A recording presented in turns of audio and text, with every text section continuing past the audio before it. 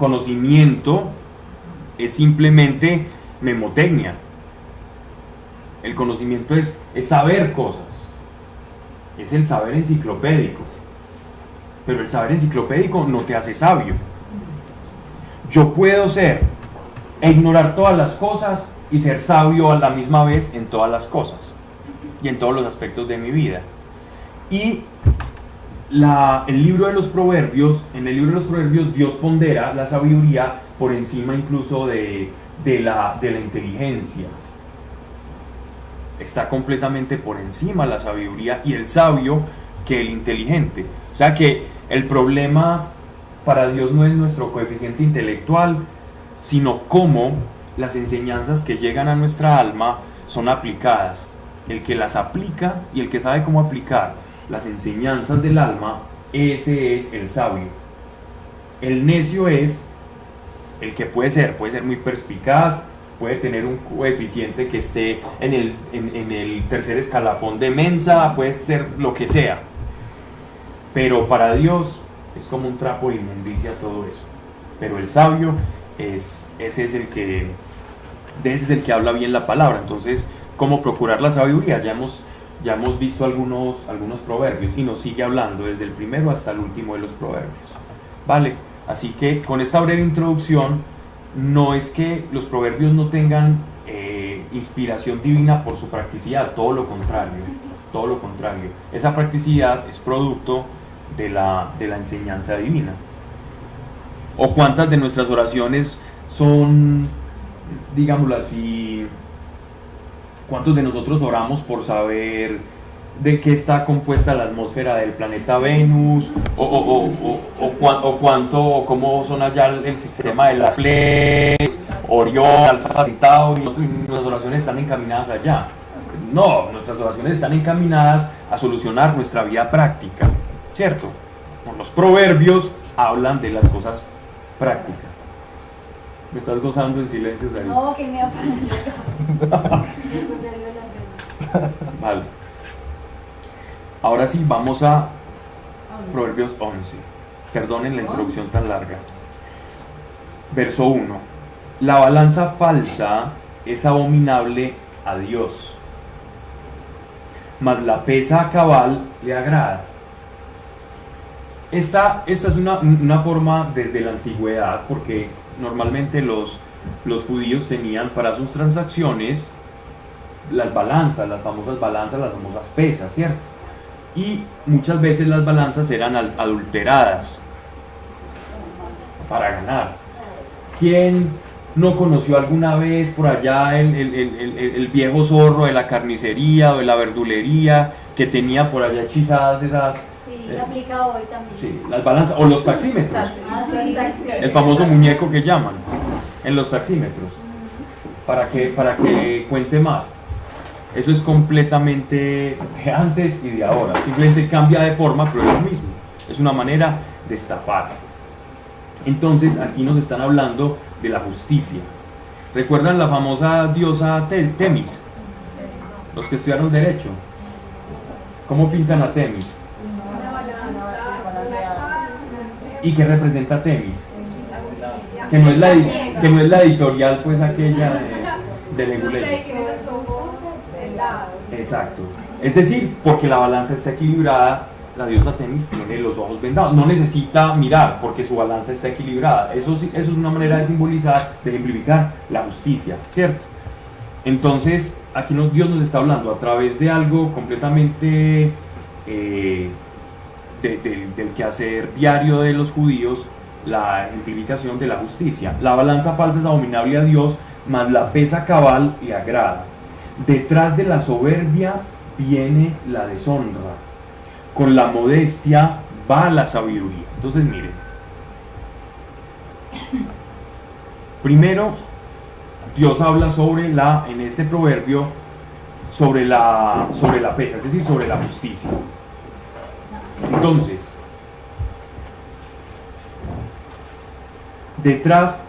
versículo 2, detrás de la soberbia viene la deshonra.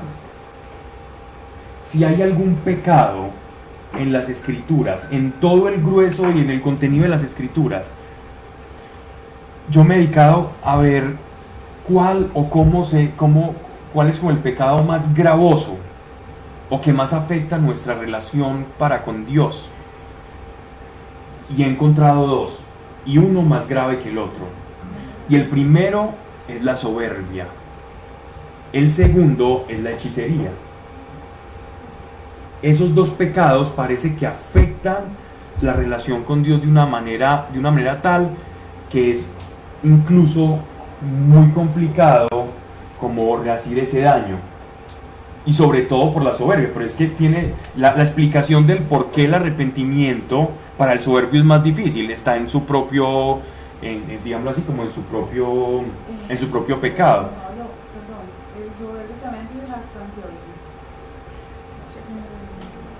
El soberbio se jacta, claro, una manifestación de la soberbia es la jactancia.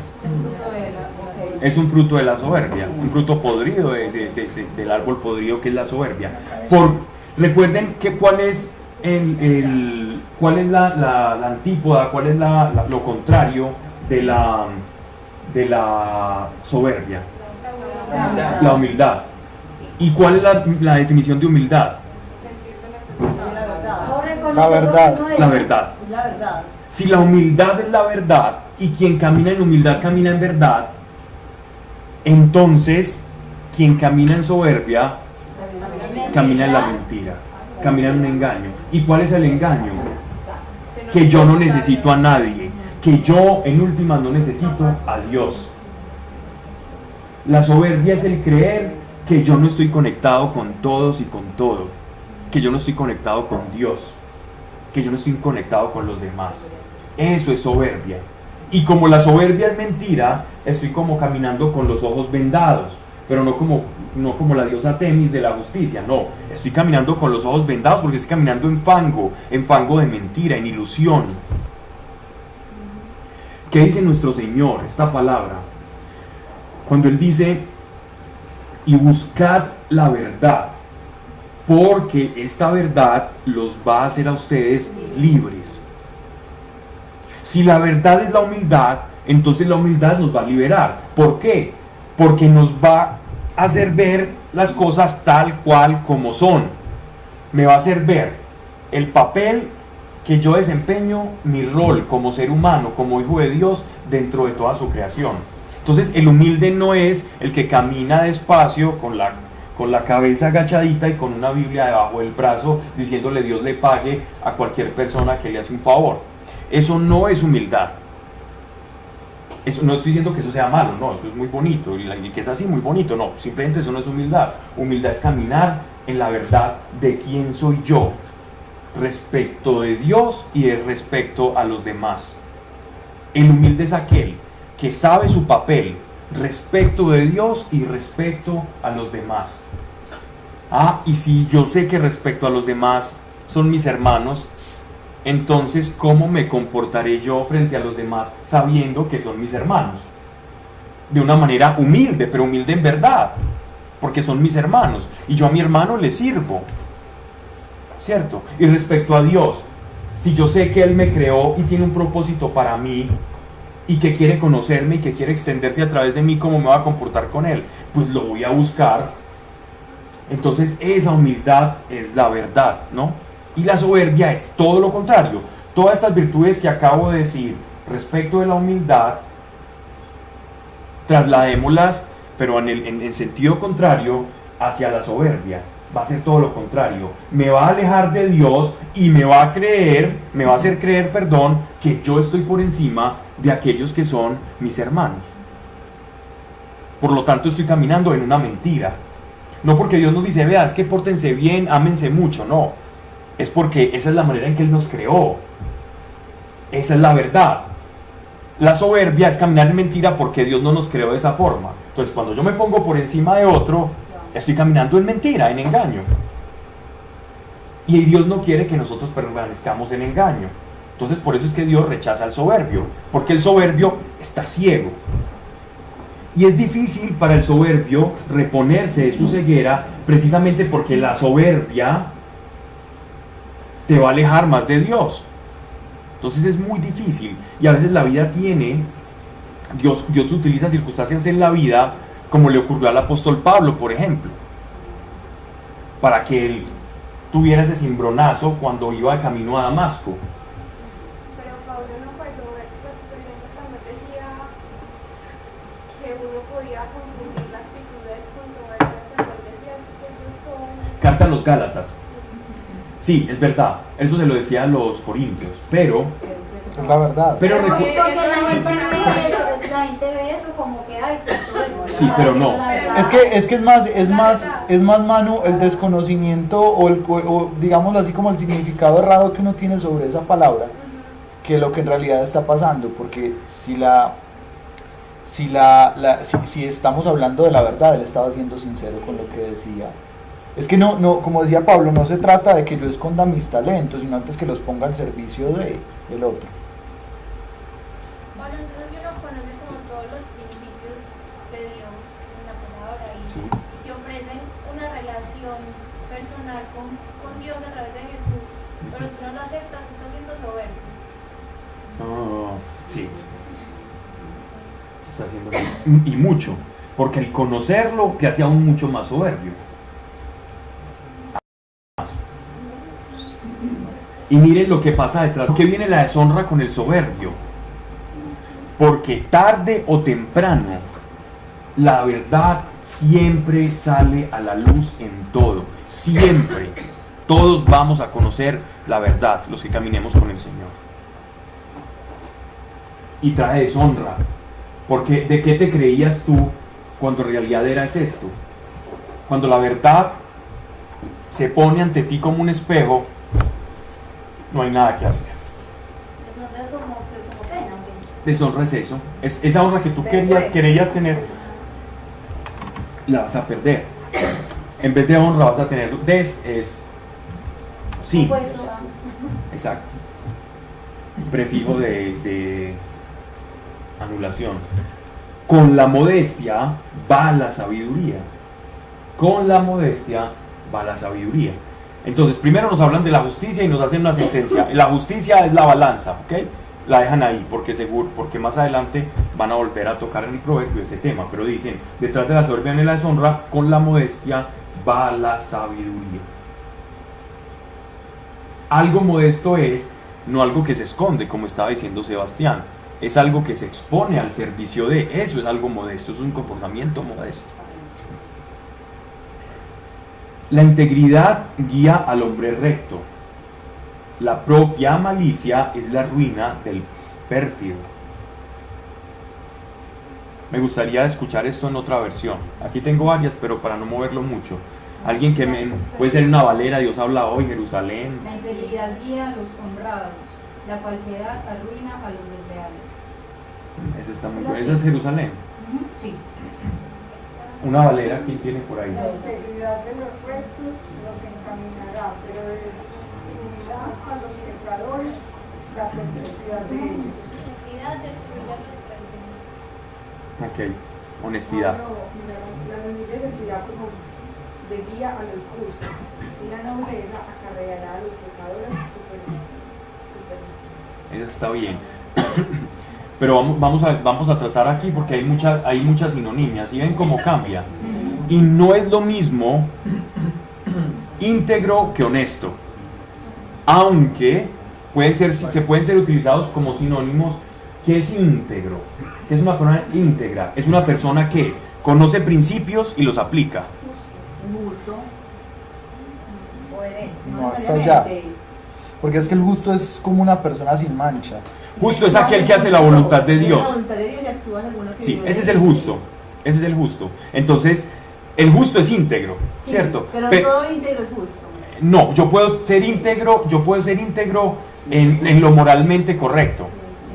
Un ateo puede ser íntegro. Puede ser íntegro, En su ateísmo, pues. sí, puede ser íntegro en su moral. Puede ser una persona moral, aunque si usted le pregunta que de dónde viene la moral, va a llegar al problema de que la causa encausada de Aristóteles, o sea, Dios, el motor inmóvil.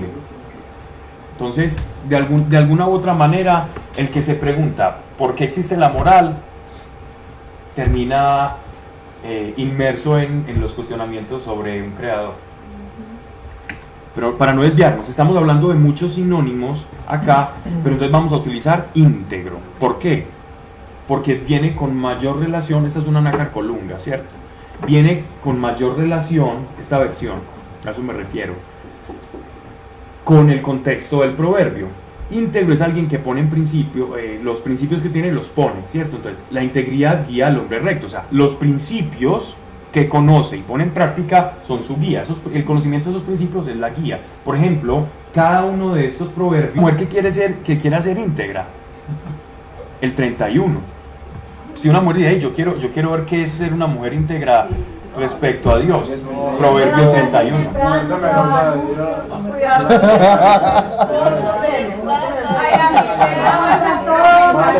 Si un hombre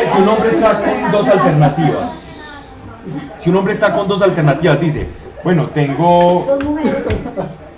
Eso es un buen ejemplo. ¿Qué dijo? Tengo dos mujeres, no sé cuál escoger. Tome proverbios y deje que proverbios coja por usted. Y no se va a equivocar. Bueno, eso es por poner un ejemplo de lo práctico que puede ser. Y un hombre. Lo que pasa es que al hombre le tiran un poquito más duro. Pero igual, con el proverbio.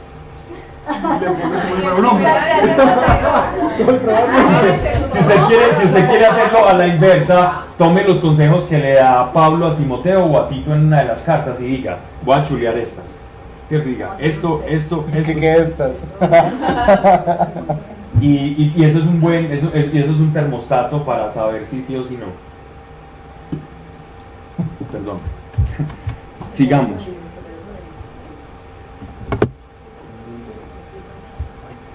Dice, la propia malicia es la ruina del pérfido. ¿Qué es la malicia? No confundir malicia con lo que llaman la malicia indígena, ¿no? Malicia es maledicencia, es la persona que está buscando, es el ventajismo, el que se cree inteligente, el oportunismo. Nosotros en nuestra tierra lamentablemente tenemos esa idea de creer que el vivo, que somos Es muy... bueno, es bueno. Sí, La malicia indígena. sí, somos muy vivos porque tumbamos a mira, es que yo le vendí este carro con este ruidito, le puse un aceite un poquito más crudo, no le puse el EW30, le puse el EW35 y entonces ese es más denso y el motor no suena, pero uno sabe que a los 2 meses ya el motor va a cascabelear, y así se lo vendes. Eso que tan inteligente que hiciste negocio, miren lo que pasa, dice, la propia malicia es la ruina del pérfido.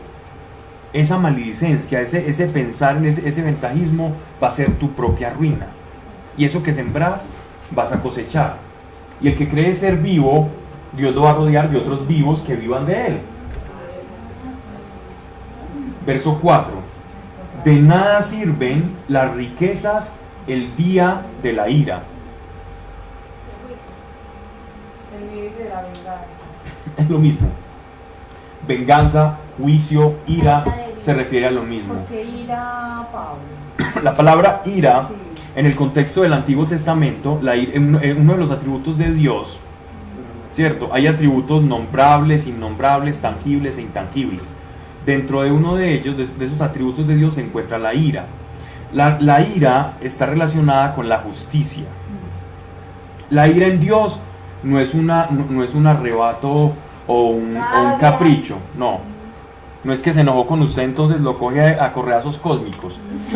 La ira del Señor, la ira de Dios, está relacionada con su naturaleza y con su esencia. Para poner un ejemplo, para los judíos en el tabernáculo, recuerden que Moisés se comunicaba cara a cara con Dios. Y él en el tabernáculo, cuando salía de la presencia de Dios, era tanta la unción de Dios y la presencia irradiando en el cuerpo de Moisés que su rostro se volvía luminoso. Lo que pasó con nuestro Señor en la transfiguración, cuando los apóstoles lo ven con el rostro todo luminoso y decían, wow, que le llaman la transfiguración, ¿cierto? Que Él mostró como su verdadera naturaleza y se desdobló su naturaleza divina en su humanidad carnal. Entonces, cuando Moisés pasaba tiempo con Dios, era permeado de esa sustancia sagrada, de la presencia de nuestro Señor, lo que se llama el Shekinah, la gloria de Dios, y esa gloria que lo cubría asustaba a los demás, y decían, no, hable usted con Dios porque usted nos asusta, qué miedo, les daba temor de esa presencia, de esa gloria de Dios posándose sobre Moisés. Esa gloria de Dios, en esa naturaleza, en esa esencia, en esa presencia, en ese Shekinah, no puede haber nada manchado, nada sucio, nada pretencioso, nada malicioso, porque en el momento de chocar con la presencia de Dios, eso que está malo va a ser aniquilado. Entonces, en el lenguaje, en el coloquio de los semitas, de los judíos, del pueblo de Dios, esa chispa que se produce entre el pecado y la santidad de Dios se llama ira.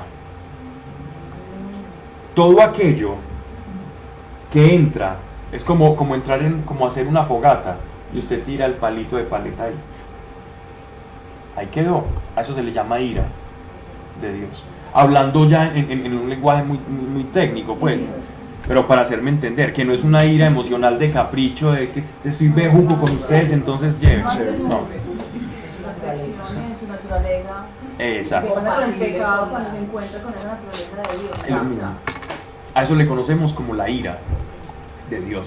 Por eso las traducciones no saben qué hacer, entonces dicen algunos, ¿cómo contextualizamos la ira de Dios para que no se confunda como con un antropomorfismo o atribuirle a Dios cualidades humanas, ¿cierto? Como sentimientos y pasiones humanas? ¿Cómo hacemos? Entonces los traductores que traducen desde el latino, desde el hebreo, dicen, pongamos juicio, porque se parece más la palabra juicio.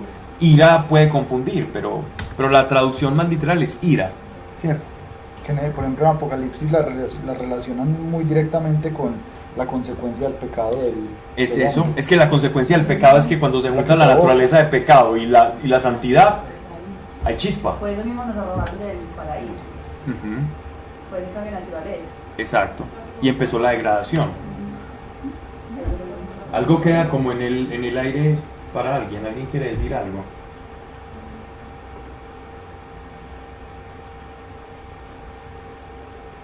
De nada sirven las riquezas el día de la ira, obviamente, porque cuando tú te encuentres ante la presencia de Dios, ¿Con qué lo compra uno? Dios, mira, es que yo tenía aquí No para la liga y estos souvenirs, Usted me abre un unas acciones allí. Este ya no le puede servir para... Lo que es de la tierra, en la tierra se queda. Lo que es del cielo, en el cielo se queda. ¿Recuerdan la charla pasada? Llevamos la esencia del amor. ¿Qué es lo único que nos llevamos? Es el amor. O sea que, ¿por qué no alimentamos un poco más eso que nos va a servir más? Es eterno. Sí. Nosotros estamos más preocupados por la gasolina temporal que por la eterna. Bien.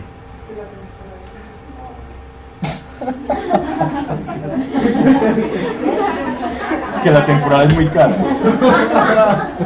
Y mucha subsidiada. Muy bueno. La justicia del justo le allana el camino. Aquí mira el término, si es justicia, ¿no? La justicia del justo le allana el camino. Ya empiezan a relacionar con el versículo 5, ya se relaciona con la balanza del versículo 1.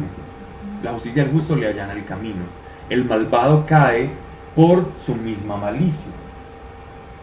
La justicia del justo le salva. La justicia del justo le salva. Bueno, aquí vale hacer una aclaración.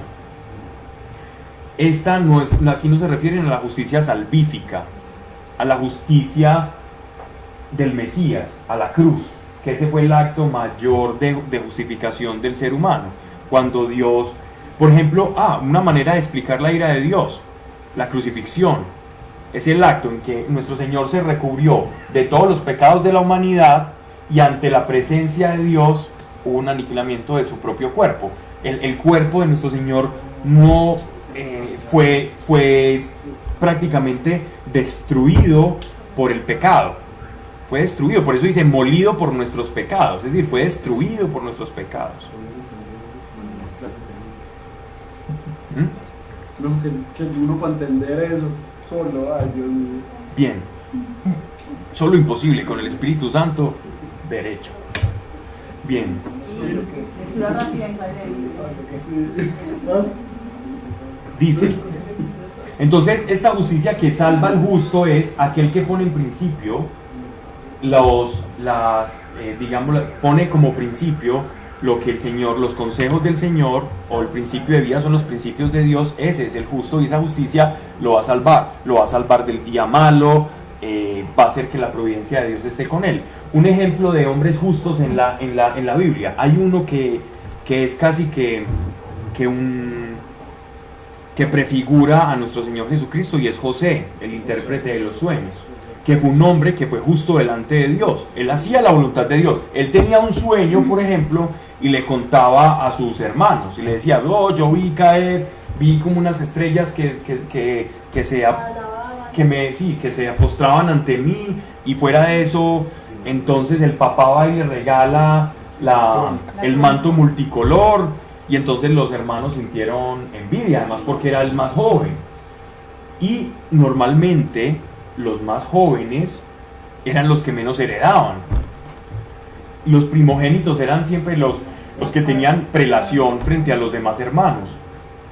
Para todo, para las mejores tierras, para el dominio, para suceder al padre, etcétera, etcétera. Y en este caso había sido a la inversa, había sido el menor, como el más consentido, y el que los otros iban a postrar delante de él. Que esto era metafórico. Dime.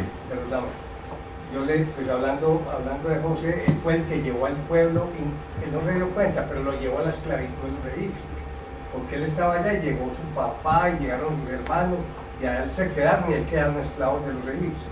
Pero No fue Con la vida de José, hasta la vida de José, no lo que pasó después.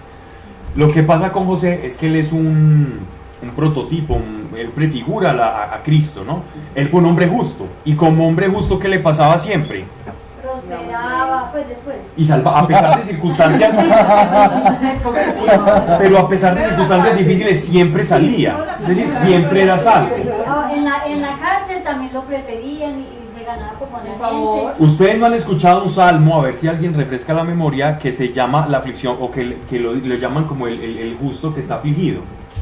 Sí, pues, el título Bueno, no lo sabemos. pero por base, pues, No,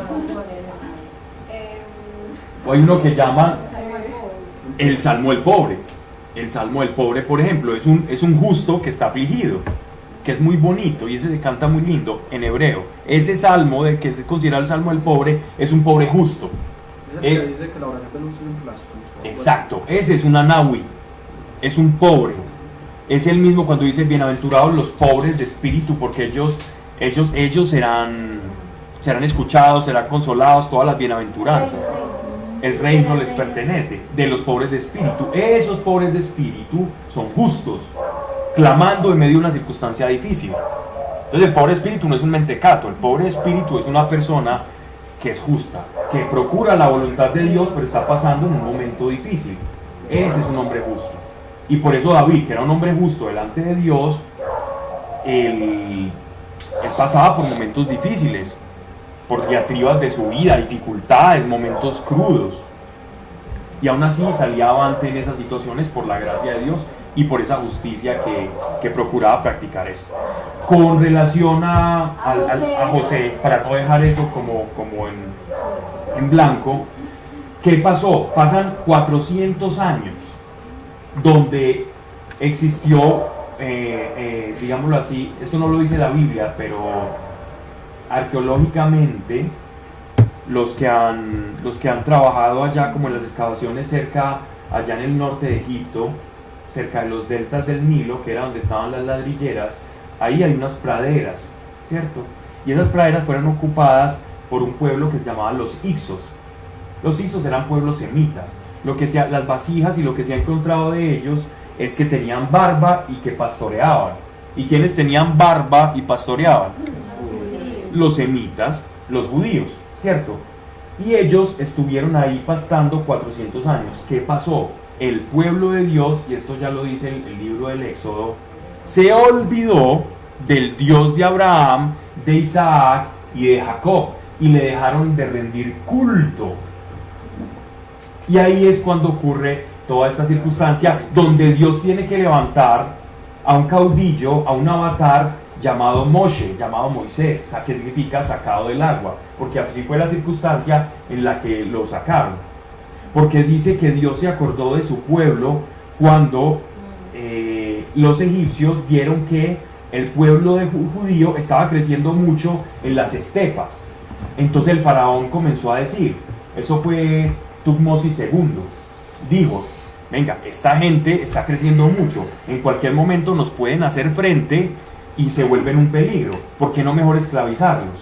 Y empezaron a matar a todos los niños que nacían, y fue la madre de Moisés la hermana, ¿cierto? La que lo lleva en la barquita, en esta cestica, y lo recoge entonces allá en la corte del faraón, ¿cierto? Una de las hermanas de faraón, y ahí es cuando vemos toda la historia del éxodo florecer. Entonces mire que hubo una coyuntura, ¿cierto? Y Dios siempre se acordó de su pueblo. Pero eso fue el propósito de Dios. Un castigo Sí, de Dios. el propósito de Dios fue, el propósito de Dios fue siempre hacer, levantar, son las promesas. ¿Cuál es el propósito? ¿Cómo leemos el propósito de Dios en la Escritura? En las promesas. Todo lo que da lo prometido lo va a cumplir. Eso es propósito. Cuando Dios lo que promete, cumple. Eso es propósito. Dios que le prometió a Abraham, y haré de ti una gran nación, descendencia. Le prometió descendencia. Y de esa descendencia también le prometió el Salvador. ¿Y el Salvador desde cuándo lo promete? Desde Adán, desde Génesis, desde que los expulsa del paraíso, él profetiza un Salvador. Así que use como use el libre albedrío, la libertad humana, Dios iba a desarrollar un plan de salvación para la humanidad, y el Mesías iba a nacer independientemente de la rebeldía del pueblo. Eso sí, la iban a pasar muy mal los que caían en rebeldía, pero el propósito de Dios sí que se iba a cumplir. ¿Y se iba a demorar más o menos de acuerdo a eso, no? No se iba a demorar más o menos, lo iban a hacer más llevadero o menos llevadero.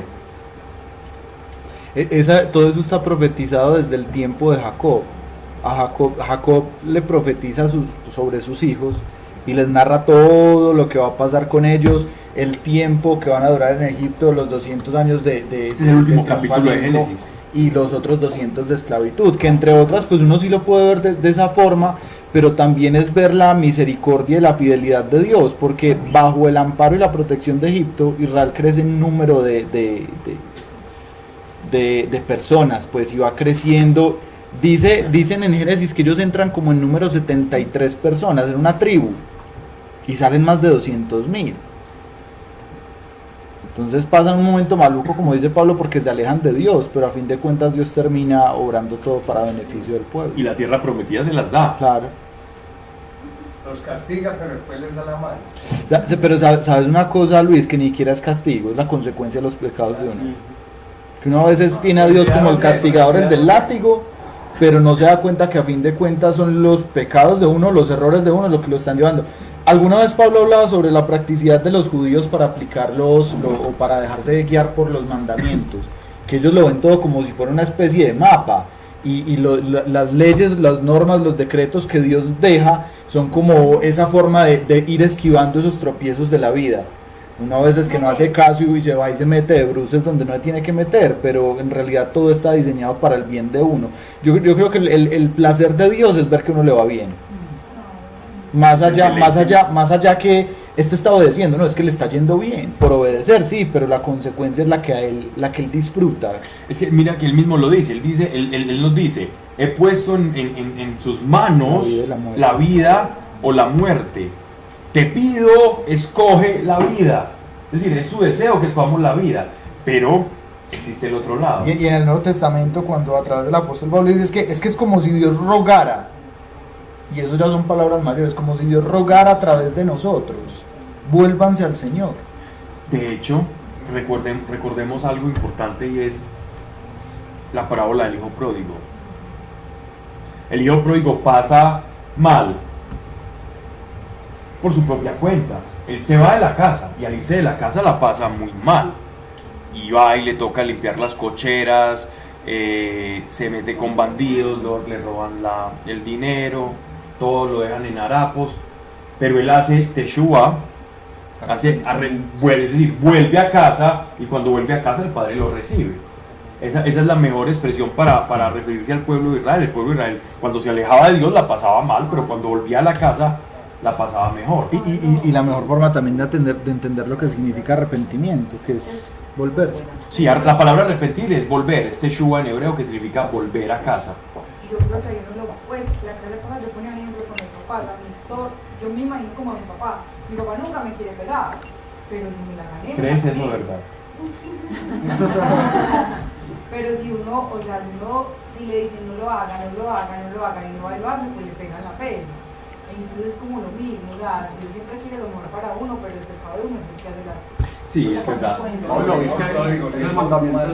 el hijo pródigo, se ve toda la lista. Ahí está todo, es que ahí está plasmado todo, por eso nuestro Señor hablaba de esa manera también, sí. Y ahorita cuando, pues, pensamiento mío, como lo que ahorita, cuando se está hablando del orgullo de la soberbia, Sí. uno lo puede ver muy claro, por ejemplo, con el pueblo de Israel cuando estuvo en el desierto, que se desobedecieron, hicieron 40 años en el desierto, pero era más que todo como el tema de la queja, pues, en esa semana, pues como que yo me decía, ¿cuántas veces el pueblo de Israel estuvo, pues, pudo haber acortado ese tiempo, pero se quedó en la queja?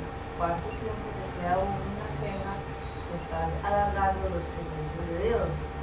Y yo decía, sí, es verdad, uno tiene que, pues, bajarse antes de pintar la cara. Es verdad. La queja, hay una queja sana, hay una queja que es sana. Porque es de confianza, pues. A ver, Pues cuando uno le hace pataleta al papá. no, digo por ejemplo, hay salmos que son quejas del rey David, pero son quejas, es decir, Dios mira mi circunstancia, ¿cierto? Pero no es Dios, es más bien, en mi circunstancia glorifícate, ¿cierto? Pero hay otra que es la del inconforme, la del que no ve más allá, la del que no acepta una pedagogía que Dios está teniendo con nosotros, porque nosotros a veces necesitamos ser acrisolados, y al crisol a veces le llamamos que Dios está haciendo malo con nosotros, está haciendo lo mejor que es. Pero entonces uno no puede preguntarle por qué. Sí, claro. Pero en la confianza uno le pone. Eso no es una queja, eso es por qué. Esa ya es diferente. El por qué a mí ya sí es una queja. Pero ¿para qué? Es decir, Señor, muéstrame la razón de todo esto. Enséñame tu pedagogía para responder mejor a ella, es diferente. Esa sería la forma. Pero ¿por qué a mí? ¿Por qué a mí? ¿Por qué a mí? ¿Por qué a mí? Pobrecito yo. Eso es muy delicado, ¿cierto? Porque Dios te va a demostrar que no es ningún pobrecito, pero te va a demostrar y por qué son las cosas, pero hay que abrazar la voluntad de Dios en circunstancias difíciles y trae un crecimiento impresionante. Pablo, pero entonces tú crees que estamos tocando unos temas que uno se puede extender mucho, pero como pinceladas. ¿Tú crees que Dios Que conste que estamos, estudiando proverbios, ¿cierto? Practicidad. Dime. ¿Tú crees que Dios puede, digamos, aplazar una bendición por consecuencia de nuestros pecados? No, Dios no aplaza nada, somos ya, nosotros. Cuando esté preparado se la da, y si uno se demora más en prepararse, también de pronto. Mire, imagínense el cielo como esto, como un montón, digamos que después de la estratosfera, no, mucho antes de la estratosfera, después de ahí cuando vamos ahí, pasan las nubes, vamos llegando a la ionosfera, hay un montón de microondas, de esposas, de esposos, de carros, de cosas orbitando, invisibles, que la gente le ha pedido al Señor y que Dios está deseoso de darlas y decir, pero tomen, pero nosotros no las recibimos. Uno, porque no creemos. Dos, porque no sabemos pedir. Tres, porque creemos que Dios es malo. No conocemos todavía cuánto Dios nos ama. Y cuatro, no puede estar preparado. O sea, cuando Dios sí te lo va a dar, pero todavía no estás preparado para recibirlo. Sí. Como dice Ajá. Santiago tiene No es para bien. La prueba de la paciencia. No tienen porque no piden cosas para su propio beneficio. O digamos, Pablo, por ejemplo, que le pida una empresa gigante o algo así, pero si no ha hecho todavía el curso teniendo una Sí, Dios, dame un carro y yo no sé manejar. Ajá. Dios, enséñame a manejar para tener el carro. Es lo mismo, y lo voy a enfocar a la pareja. Lo voy a enfocar a la pareja que ocurre mucho. Y este consejo lo he dado muchas veces, porque el Señor me lo enseñó. Y es el siguiente. Muchas veces, en cuestión de pareja, Dios, dame a la persona que tú tienes para mí. Esa oración es pérdida de tiempo. No pierdan el tiempo con esa oración, te lo digo, no lo pierdan, porque después le van a pasar factura a Dios de lo que no han recibido. La oración correcta sería: Dios, hazme la persona para aquel que me tienes. Hazme la persona para aquel que me tienes. Entonces el problema no es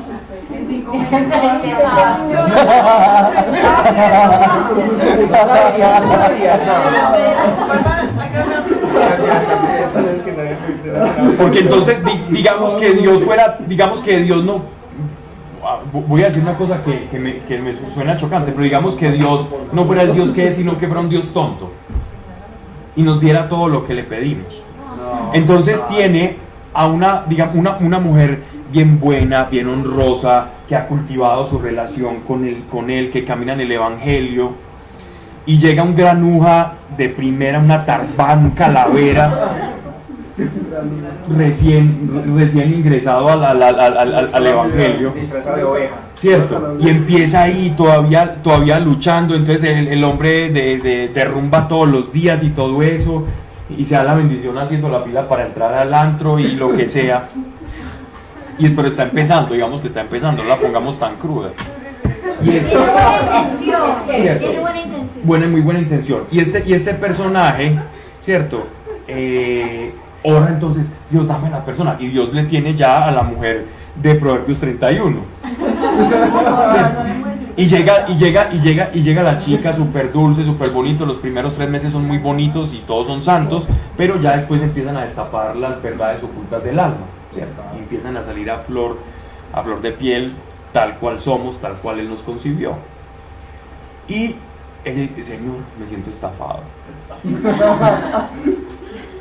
Así como le dijo a Ana a Dios: y esa mujer que tú me diste. Él dice así: y la mujer que tú me diste, esa fue la que me hizo pecar. Desde ahí vienen los reclamos. Bueno, entonces el problema aquí se da en que Dios no es tonto, obviamente, y a esa persona Dios no le va a dar la persona, sino que va a formar al que tiene desde un principio. Lo va a formar y lo va a hacer crecer. ¿Para qué? Para que tengan los dos esa sinergia que Él quiere. Estoy hablando de los hijos de Dios, no de la gente de afuera, de los que son hijos de Dios y tienen una relación personal íntima con Él. Esa sería la oración correcta: hazme la persona para aquel que tú tienes para mí. Y esa oración es una oración que se va a hacer en sabiduría y va a ser correspondida. Pero ahí hay propósito. Si Dios ya tiene un propósito con alguien. Ahí lo que haría sería acortar. Exacto. Por decirlo de alguna manera, no pasarías 40 años en el desierto. Pero si él ya tiene un propósito, eso se va a dar sí o sí. ¿Cómo? Sí, contra eso siempre va a ser indiscutible. Cuando Dios tiene un propósito se cumple, no. Y hay personas que nacieron para estar solas, hay otros que nacieron para casarse. El que tiene don de continencia, el apóstol Pablo, no nació para contraer nupcias. No nació, y él dice, él nació.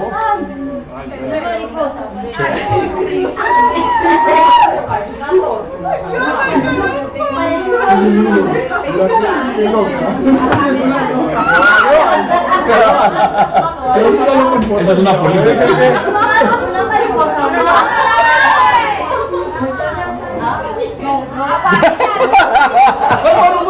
Tingo.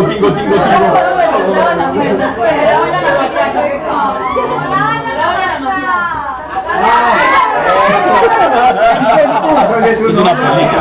Les devuelve entrar.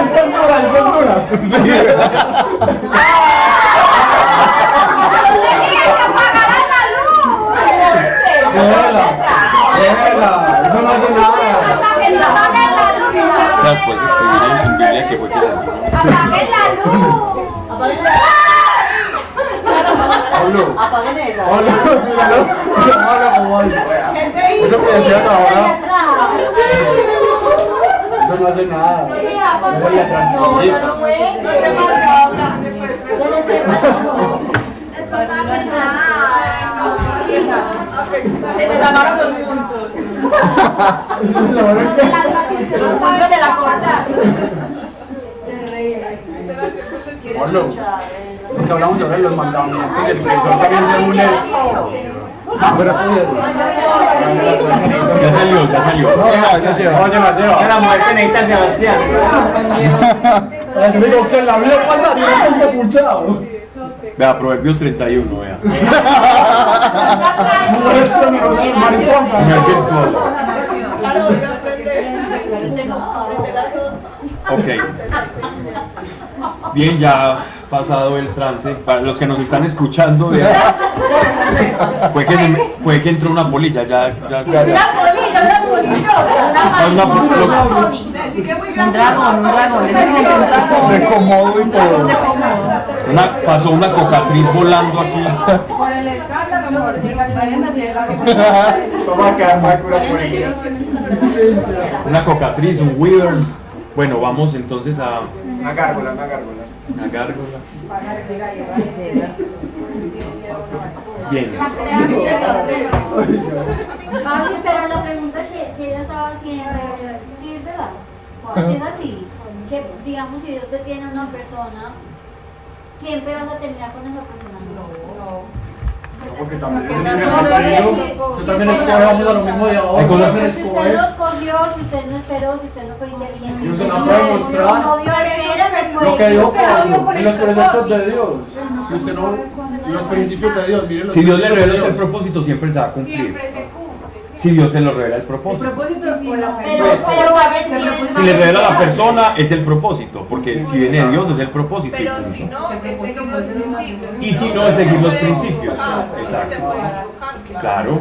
Pero para eso están los principios. Si actúas bajo los principios, no te vas a equivocar. Pero el Espíritu Santo le dice a uno.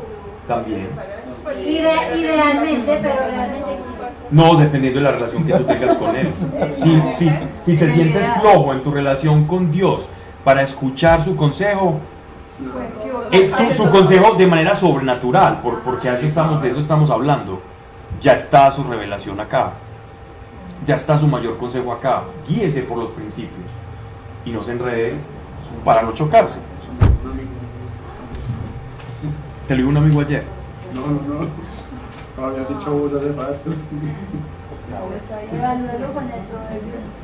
Bueno saber que me consideras tu amigo. Hay que pedir es el del apóstol Pablo. ¿Cuál es ese? El de la continencia. Ah, también, ese es bueno. Bien, sigamos. Entonces, algo más respecto a eso. Entonces es también como pedir, eso es sabiduría, ¿no?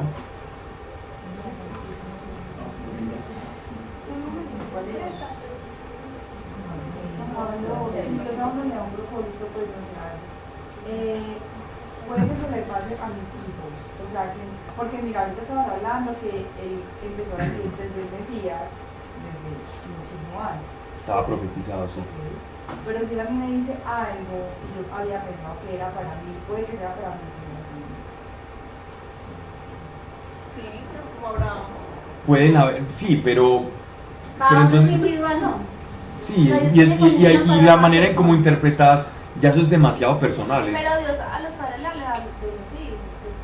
Sí, claro. Pero le das a Sí, pero estamos hablando de otra cosa, estamos hablando de seguramente algo que Sari escuchó y ella dijo, como esto no ocurrió de esta forma, entonces será para mis hijos, ¿cierto? ¿A eso te refieres? Entonces es más como de sintonizarnos con la voluntad de Dios e interpretar, ¿cierto? Y nosotros no somos perfectos en nuestra relación con Dios y estamos para aprender siempre, ¿cierto? Y tenemos del derecho a equivocarnos. Tenemos derecho a equivocarnos porque estamos aprendiendo con Dios. Nadie se las sabe todas, nadie camina con todos los principios activos en luz verde. No, nos equivocamos y estamos listos para eso, por eso lo necesitamos a Él. Y gracias a ese error humano, pues hallaremos más misericordia. Y el que mucho peca, ese mucho va a tener la misericordia de Dios también, pero en el sentido del arrepentimiento. No lo digo como la mala interpretación de que peque bastante para que el Señor lo quiera mucho, no. Verso 7, a la muerte del impío perece su esperanza, y la confianza del malvado queda burlada. A la muerte del impío perece su esperanza, y la confianza del malvado queda burlada. Me gustaría leer esto en otra traducción. Por favor. Muerto el impío, muere también su esperanza. Ajá. La expectación de los codiciosos parará en él.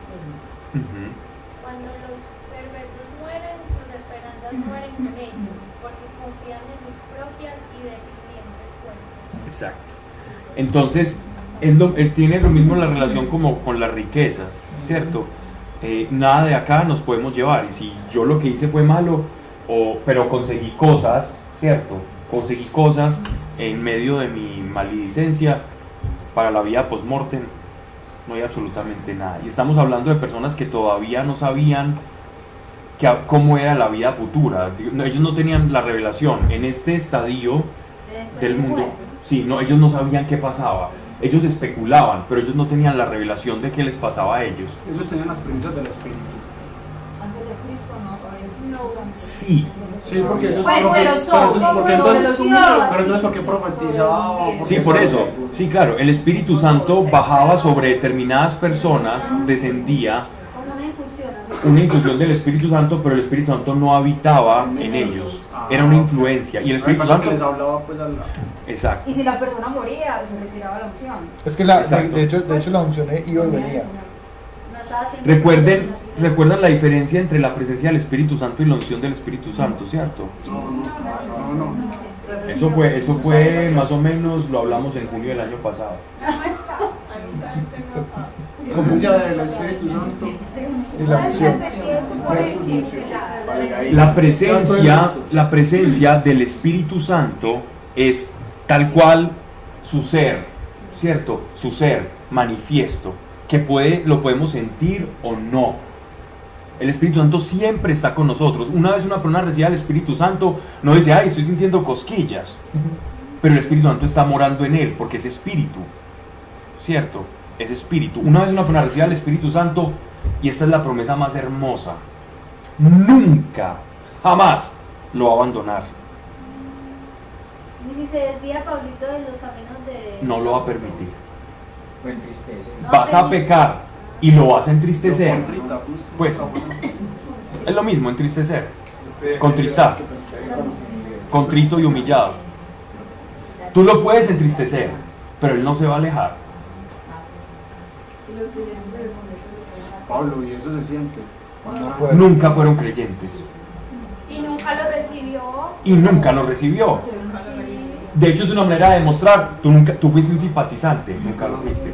Pero Dios a veces da gracias y las personas pueden tener una manifestación sensible del Espíritu Santo. Y eso es muy maravilloso porque queda como no solamente un recuerdo, sino una vivencia que es como una tinta indeleble en el corazón, de que Dios te tocó y nunca te va a abandonar. Y todo aquel que haya tenido una experiencia sensible con el Espíritu Santo, siempre va a poder recordar en medio de situaciones difíciles que el Señor me tocó y que el Espíritu Santo me tocó. Y eso es muy maravilloso. Pero hoy, ¿a qué iba? Perdón. Entonces, la presencia puede ser sensible o no sensible. La unción es la forma, recuerden que la unción era la forma en la que Dios capacitaba a una persona y se hacía con aceite. Unción viene de ungir, de ungüento, de untar, de vertir aceite sobre la cabeza de una persona, sea un sacerdote o sea un profeta o un rey, para una misión específica del Señor. ¿Quiénes eran ungidos? El rey David fue ungido, el rey Saúl fue ungido, el profeta Samuel ungió a David, Samuel fue ungido por el sumo sacerdote cuando él trabajó para la casa de Isaí. Salomón fue un hombre que tuvo que ser ungido como rey. Por eso el apóstol Pedro en su carta dice que nosotros somos profetas, sacerdotes y reyes, que son los tres niveles de unción. La iglesia de Cristo camina bajo los 3 niveles de unción, bajo la unción de los profetas, bajo la unción de los reyes y bajo la unción de los sacerdotes, porque acercamos a las personas a Dios. Eso es lo que hace un sacerdote, acercar a las personas a Dios. Estoy hablando sacerdocio en sentido amplio, no sacerdocio de vocación, o sea, en el sentido amplio. Todos somos sacerdotes en ese sentido, ¿cierto? Según la palabra. Estoy hablando de reyes en el sentido amplio. Bueno, nosotros no somos ni reyes, ni jeques, ni aristócratas. Hijos de reino, coherederos. Exactamente, pero como somos hijos de Dios y coherederos de su reino, somos reyes, somos dinastía real, real sacerdocio, como dice él. Y somos profetas porque el profeta, profeteia en griego significa anunciar, vaticinar. Y nosotros anunciamos el mensaje de la salvación y el arrepentimiento. O sea, el volver a la casa del Padre, que era lo que hacían todos los profetas. Vuelvan, arrepiéntanse. Y eso es nada más y nada menos que lo que hacemos nosotros. Entonces caminamos bajo los 3 niveles de unción. Ahora, la unción es la manera en que el Espíritu Santo afecta el mundo material. Cuando yo hablo de la manifestación de la unción del Espíritu Santo, eso que estoy diciendo no le va a gustar a las denominaciones bautistas, ¿cierto? Pero es muchas veces por la inexperiencia de ese tipo de situaciones o por estar velados a no abrirse a eso. Pero ¿en qué pasa? La manifestación de la unción es en la carne, en la materia. Un manto, por ejemplo, puede ser ungido. Devolvámonos al profeta Elías y a Eliseo, a la época del profeta Elías. Elías tenía un manto. Ese manto era normalmente hecho de pieles, ¿cierto? De pieles que a través de un proceso de curado ellos se las ponían y con eso se cubrían. Y esos mantos, de acuerdo a los colores, ¿cierto?, les daban cierta autoridad tribal. Eran como lo que para los indígenas o los chamanes es el tótem, ¿no? Para los judíos o los semitas era su manto. Ese manto de Elías estaba ungido. O sea, había una manifestación de poder del Espíritu Santo a través de ese objeto. Por eso, ese manto se lo da Elías a Eliseo. Eliseo le dijo: Elías, yo quiero la doble porción de la unción que tienes tú.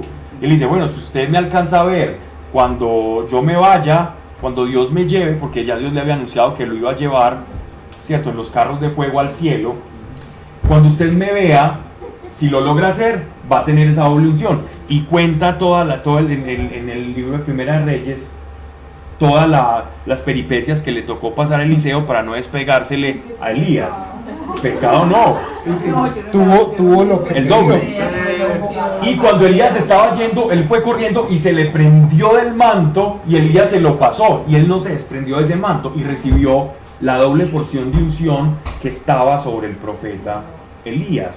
E hizo milagros más grandes que los que hizo Elías. Muy raros. Y rarísimos. Que casi es como una especie, en cuanto a la fe y los milagros, de tipo de Cristo. Eliseo. Sí. Eso puede explicar la importancia de los sacramentales. Queda sana solamente con tocar el manto de Jesús. Y el lepro, no, pasan muchas, a Eliseo le pasan muchas cosas. Pueden haber imágenes ungidas, pues una virgen, Sí, si la unción está sobre la materia, sí. Pero hay que tener mucho cuidado con la unción, como mezclarla o asociarla, porque podemos caer en un fetichismo espiritual. Entonces, perder la relación que tenemos con el Espíritu Santo por el objeto. Y Dios es un Dios de relación. Y si mi fe se enmarca solo a través de la relación que yo tengo con un objeto, que puede ser ungido, ojo, puede ser ungido, mi fe es muy pueril, muy infantil, muy pobre, muy precaria. Porque la fe verdadera me lleva a la relación. ¿Qué pasaba con los pañuelos con los que ellos, el fabricante de carpas, y que utilizaba, y que habían tenido contacto con el apóstol Pablo, y con eso hasta la gente se sanaba. Hasta la proyección de la luz que producía la sombra en el apóstol Pedro sanaba a las personas. Y versus la serpiente en el desierto, ¿cómo pasa exactamente lo que vos decías? Que empiezan a poner ellos sus ojos en ese objeto a través del cual Dios los estaba sanando. Era un báculo con forma de serpiente. Y entonces Dios manda a quebrarlo justamente para que los ojos del pueblo vuelvan a donde deben estar. Eso es lo que pasa. Entonces la unción, considerarla en su medida. Es decir, saber que el Espíritu Santo puede operar, pero que nunca un objeto, el objeto ungido, como los pañuelos del apóstol Pablo, producen algo, pero todo en su medida, acá, ponderando en el corazón, de acuerdo a la instrucción y a la sabiduría y a la fe que yo tenga y crezca, ¿ya? ¿Puede responder bien? Ok. Dime. Entonces, ¿qué significa recibe la unción del Espíritu Santo? Recibe la unción del Espíritu Santo es la manifestación sensible del Espíritu Santo. Es recibir unción, es eso, es poder manifiesto en la carne. La unción se manifiesta en poder. La unción se manifiesta en poder, es poder del Espíritu. Por ejemplo, yo les conté un caso. ¿Para una misión en especial? ¿O para una charla? ¿O para un...? La unción puede ser para todo. La unción de acuerdo a la misión. ¿Cómo? ¿Va y viene también o apenas tú la recibes ya la tienes para sí? La unción va y viene. O permanece de acuerdo a qué relación tú cultives con el Espíritu. Si permanece, Y ya es tu es misión. presencia, ¿no? Entonces es mejor No, la presencia siempre está. La unción puede incrementar o disminuir. La presencia es siempre la misma. Lo que Dios te ponga como hacer, digamos, cierta misión. Exacto. La unción es para una misión. Yo puedo estar aquí, por ejemplo, callado y presente, o puedo estar haciendo bulla y hablando y manoteando, como lo hago. Entonces es una manifestación, pero la presencia está. de la presencia del Espíritu Santo se recibe cuando reconocemos a Jesús como Señor y Salvador. Cuando recibo su bautizo, puede ser en ese momento, o puede ser en el bautizo, o puede ser después en una renovación de Pentecostés. No, a veces se da en un mismo momento, a veces en dos. Ya sería meterme en doctrinas, porque eso diferencia muchas denominaciones. Y hay mucha gente que dice, no, es que hay que renovar Pentecostés, no, es que lo reciben la confirmación, no, desde el bautismo, yo ya estoy imbuido del Espíritu Santo, y en la confirmación yo ya confirmo todo aquello que recibí por el bautismo, o etcétera, etcétera. Pero Entonces, yo me refería más como cuando ya tenemos ese reconocimiento de Jesús y nos volvemos apartados para Él. los apóstoles reconocieron a Jesús. Recuerda que los apóstoles reconocieron a Jesús, ¿cierto? Exactamente. O sea que es cuando pedimos el Espíritu Santo. Hay que reconocer también y hay que pedirle al Señor que es Él, es Jesús quien nos envía el Espíritu Santo. Exactamente, es a Jesús. Pero dice que el Padre nos enviará a través de Jesús, pero no es al Padre que le envía. Jesús es el que envía el Espíritu Santo. Pero si lo envía, a través de la obra de Cristo viene el Espíritu Santo. Siempre en toda acción del Hijo del Espíritu Santo hay una acción trina. Como dicen que, ¿cómo es la palabra? Que les conviene que yo me vaya, Porque les enviaré. para que les envíe La promesa, La promesa. les enviaré. Pablo tenía otra inquietud. Esa capa del liceo se puede como relacionar como con un manto que Es un manto, literalmente. se puede relacionar también con la túnica de José, que representaba como también un nivel de autoridad. Completamente 100%. 100%, es lo mismo. Hasta la de Jesús no. También Hasta tenía la de Jesús, claro. La forma en que era también. Jesús tenía un manto.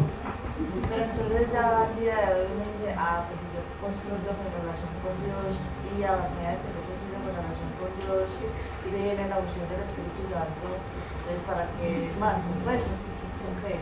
Exacto, sí, nosotros ya no necesitamos de esos mantos, pero aún, Dios puede poner mantos en el Espíritu o niveles de unción en el Espíritu, ¿cierto? Pero en el Espíritu. No hay que separar este pase. Hay una discusión teológica ahí. Ni cuenta ya siquiera. No, que el bautizo es chiquito, entonces da el Espíritu Santo. No te lo Hay está personas que lo haciendo. reciben, claro, pero si yo, por ejemplo, ¿qué pasa? Si yo, por ejemplo, recibo un bautismo, digámoslo así, lo que llaman el paidobautismo. El bautismo, paido significa niño en griego, el bautismo de niño. Cuando yo lo recibo, pero yo nunca tengo una vida que da frutos, por sus frutos los conoceréis. El sacramento como tal no me hace cristiano. Los frutos que yo demuestre son los que verdaderamente validan o vindican ese bautismo que yo tengo. Pero ¿Cierto? se hace hijo de Dios. El bautizo. Así esté pequeño.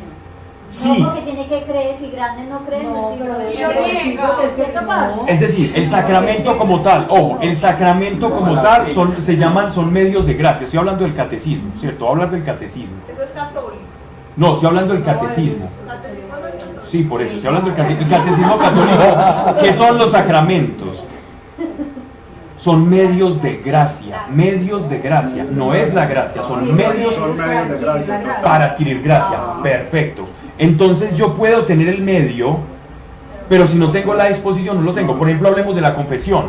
Si yo no hago una buena confesión dentro del catecismo y el acto de conciencia y todo eso, no pasa nada. ¿qué pasa con el sacramento? Nada, es inválido. Exactamente. No es que por sí mismo sea inválido, sino que yo lo estoy invalidando Ajá, para mí. sí. O sea, el efecto de gracia que me puede conceder lo estoy rechazando de antemano. Lo mismo con el bautismo. La buena intención de mis padres, o me puede incorporar al reino de los cielos y hacerme hijo de Dios, o simplemente para el que se pierde el bautismo es decir, para el que todo bautizado no implica salvo. A ver, el bautismo no te garantiza la salvación. El bautismo no te garantiza la salvación, porque por sus frutos los conoceréis. Lo mismo que la... en ese momento no, porque me gustaron pequeña y los niños pues fueron a fuera de Exacto, pero exacto. tenía su implícito en mi corazón. Completo, estamos completamente de acuerdo. Es que estamos hablando el mismo lenguaje, porque ya Dios sabía, ¿cierto? Pero digámoslo así, una persona, una persona que fue bautizada, Y que los papás son ateos, pero que Por la tradición. comunidad, por tradición lo bautizaron. Ay, no. o porque eso socialmente se ve muy bonito, Sí. ahí está invalidando e incluso acercarse a un sacramento de esa forma. ¿Recuerdan lo que dice el apóstol Pablo cuando habla de la cena del Señor? Sí. Quien comiere indignamente de este Sí, total. se hace reo de muerte.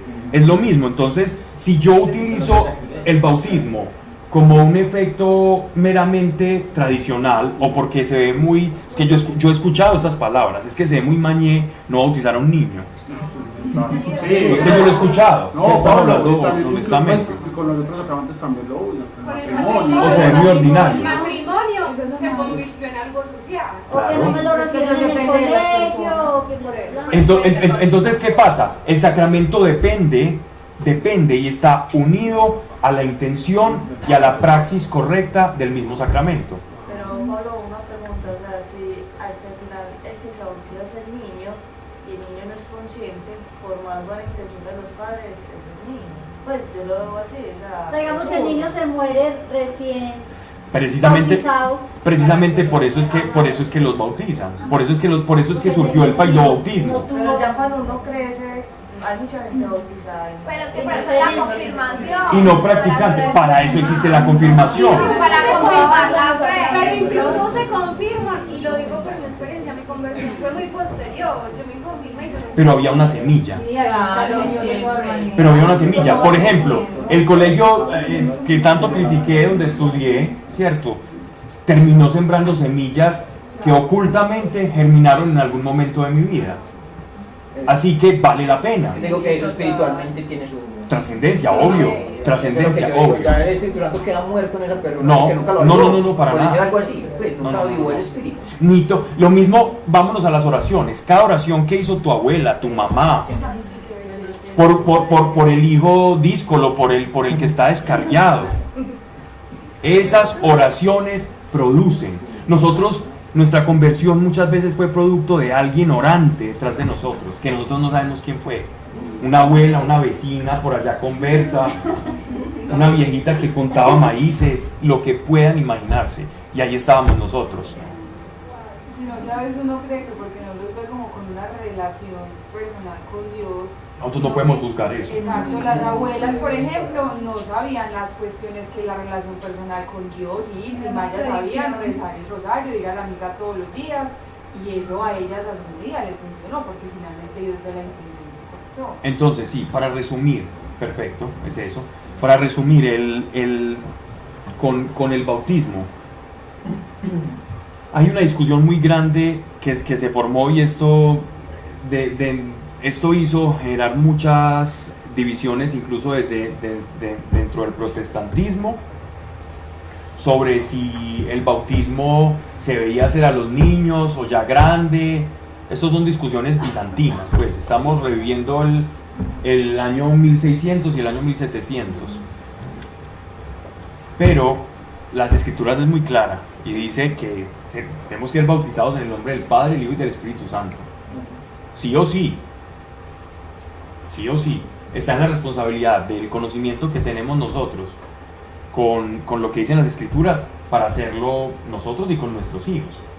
Y hay gente, por ejemplo, están los neocatecúmenos de una rama de la Iglesia Católica, que ellos renuevan el bautismo ya adulto. Ellos dicen, esto que hicieron mis padres, nosotros lo queremos hacer como público y manifiesto, y pasan por todo un proceso antes de bautizarse, y tienen unas piletas donde se bautizan. En la iglesia carismática, por ejemplo, en la renovación carismática, llámese el minuto de Dios, llámese la renovación carismática a nivel mundial, también hacen lo que se llama renovación de Pentecostés para pedir el Espíritu Santo. La vigilia pascual. Tiene mucho sentido, claro. A mí me bañaron Ustedes nunca vieron un famoso evento que hacen en el estadio realmente, que se llama Pentecostés. Ya lo hacen en la Macarena. Eso del Pentecostés es precisamente para eso, para renovar el Pentecostés, renovar para aquellos que se están convirtiendo, ¿cierto? Y uno no acaba ese proceso de conversión. Exacto. Entonces hay muchas formas, pero decir aquí cuál es la correcta, yo creo que en esta charla de Biblia no vamos a obtener esa En la respuesta. tradición judía, a los 8 días presentaban los bebés en el templo, o sea, como que todo ese compromiso delante de Dios presentaban. De mi descendencia, obviamente, claro que sí. Sí, hay muchos argumentos, y aparte del paidobautismo, y otra es también la muerte del niño. Los niños ahora, sin tener conciencia, sin haber y en ese tiempo la muerte de los niños era lo normal. Era lo normal, ¿cierto? Ya son las 9:30, voy a terminar el pasaje, ¿vale? Bueno, que conste que avanzamos un proverbio. Ah, no, ya ni siquiera el completo. Ya terminamos el 11, ¿cierto? Somos en el 11-8.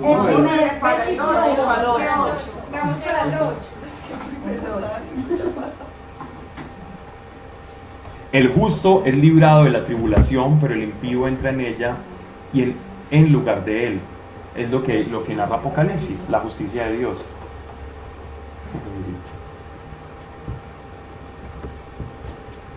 Voy a leer este que es muy interesante, solo lo voy a dejar enunciado. El impío con su boca arruina al prójimo. El impío con su boca arruina al prójimo. Cuidado con lo que hablamos. Lo que hablamos sin saber, cuidado. Los justos con su sabiduría se salvan.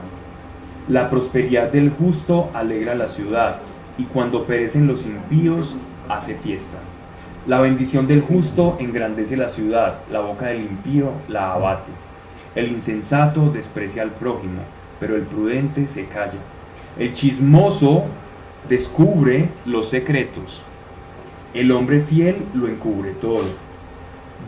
¿Qué es encubrir todo? No es una tapadera, no. Encubrir todo es lo que yo no conozco. Cuando yo tengo un rompecabezas donde le faltan muchas piezas, callo.